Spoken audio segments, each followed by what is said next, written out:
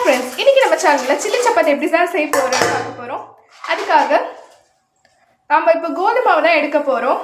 இந்த மாதிரி சுவையான சில்லி சப்பாத்தி கோதுமை மாவுலேயும் செய்ய முடியுமா அப்படின்றத நான் இந்த வீடியோவில் பார்க்க போகிறோம். வாங்க பார்க்கலாம். அதுக்கு இப்போ நான் வந்துட்டு 1 கப் அளவுக்கு மாவு எடுத்து வச்சுருக்கேன். இது ஒரு சின்ன கப்பு.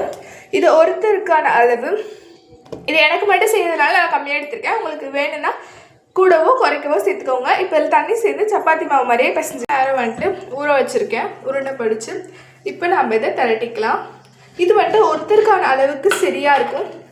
நம்ம இன்றைக்கி செய்ய போகிறது இதுலேருந்து நம்ம 2 உருண்டை சின்ன உருண்டையை மட்டும் எடுத்து திரட்டி கல்லில் போட்டு சப்பாத்தி சுடுற சுட்டு எடுத்துக்க போகிறோம். நம்ம கொஞ்சம் திக்காக தான் தேய்க்கணும் இந்த ரெசிபிக்கு. ரொம்ப மெலிசாக தேய்ச்சா அவ்வளோ நல்லா இருக்காது. ஸோ ஓரளவுக்கு திக்காக தேய்ச்சி எடுத்துக்கலாம். எப்பயுமே நான்ஸ்டிக் விட இந்த மாதிரி கல்லில் போட்டு எடுத்தால் தான் டேஸ்ட் வந்துட்டு செம்மையாக இருக்கும். ஸோ அதனால் கல் சூடாக வச்சுருக்கேன். இப்போது திரட்டின சப்பாத்தி இதில் போட்டுக்கலாம். தனி எண்ணெய் ஊற்றி இப்போது நம்ம இதில் எண்ணெய் சேர்த்துக்கலாம் சப்பாத்தி வேகிறதுக்காக.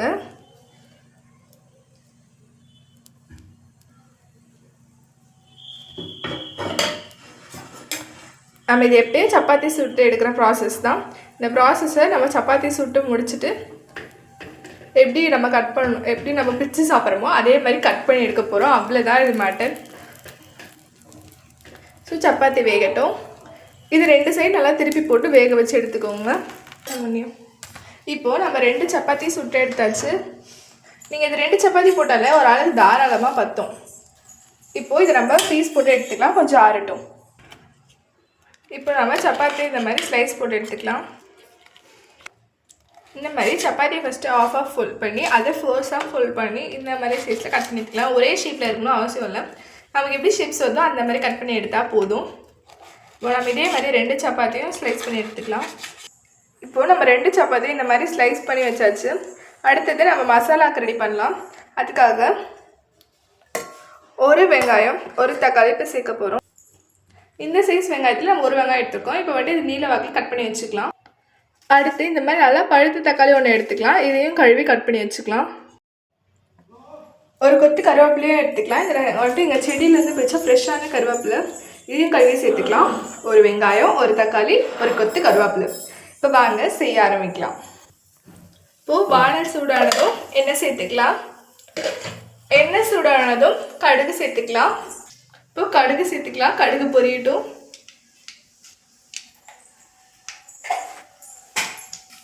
இப்போ கடுகு பொரிஞ்சதும் வெங்காயம் சேர்த்துக்கலாம்.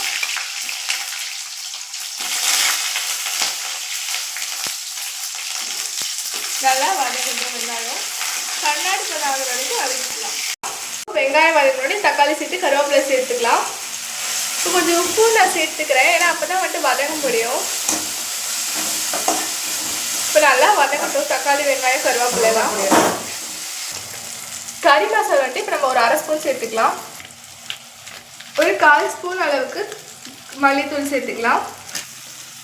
இப்போ சாம்பார் தூள் வந்துட்டு 3/4 ஸ்பூன் போட்டுக்கலாம். நீங்கள் காரத்துக்கு ஏற்ப கூடவோ குறைக்கவோ செஞ்சுக்கோங்க. இது வந்துட்டு நிறைய பேர் வந்துட்டு chilli sauce, tomato sauce, soya சாஸ்லாம் சேர்ப்பாங்க.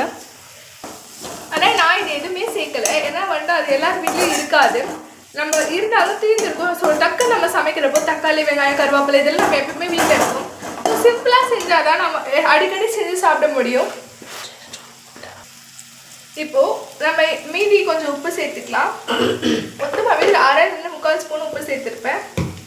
இப்போ நம்ம வெட்டி வச்சுருக்க சப்பாத்தி இது கூட சேர்த்துக்கலாம்.